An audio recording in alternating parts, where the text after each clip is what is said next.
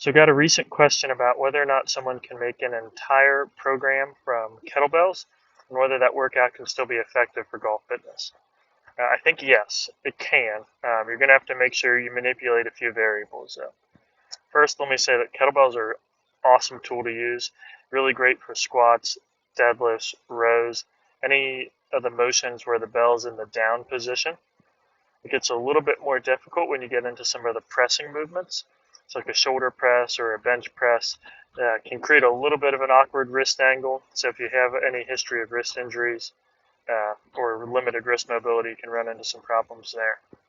Now, the biggest thing you're going to need to make sure you do with kettlebells is create enough load to create stress to create adaptation.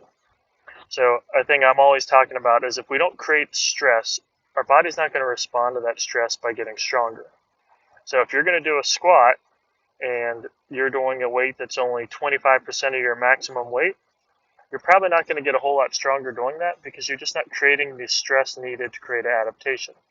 So with kettlebells versus like a barbell, for example, it's a little bit harder to get as heavy of a load. So say you need to squat 150 pounds to make your quads stronger, that can be a little bit difficult with kettlebells if you don't make the right adjustments.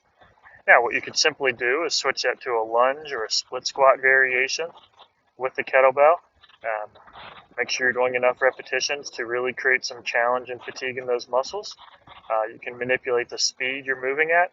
Again, golf's a fast twitch muscle fiber sport, so increased speed of movements can be very helpful. So you just have to make sure you find a way to create enough stress to create adaptation. And that, as long as you do that, then you can absolutely use kettlebells for all your workout needs.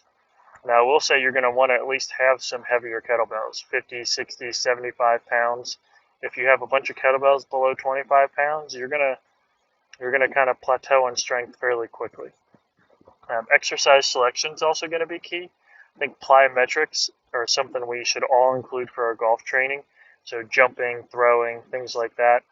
With kettlebells, kettlebell swings are a great option as long as you understand the form and the positions.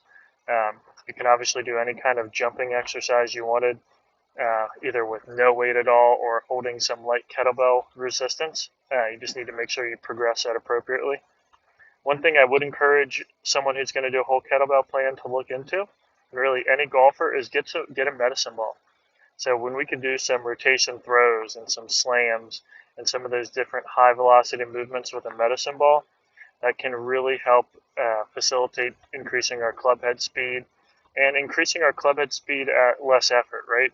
Like if we increase our 100%, we also increase our 90%. If we increase our maximum club head speed, then we can still take our cruising speed on the golf course at 90% and hit shots flush while also putting a lot of power in. So med balls are great to help develop that. So I would look into that in addition to some of the kettlebells. But again, just to reiterate, overall, you can absolutely get an effective training program with just kettlebells. You're just going to need to make some of those tweaks and make sure you can understand some of those principles of load that you need to develop overall strength. Now, if you're unfamiliar with any of those principles, click around, check out some of the other videos. I talk about a lot of them. Anything talking about the intent or the intensity of movement would be a good thing to keep in mind no matter what your workout tool of choice is. Hope that makes sense. If you have any further questions or need any more details, just leave a message in the comment or send me a direct message, and I'll be happy to help you out. Thanks.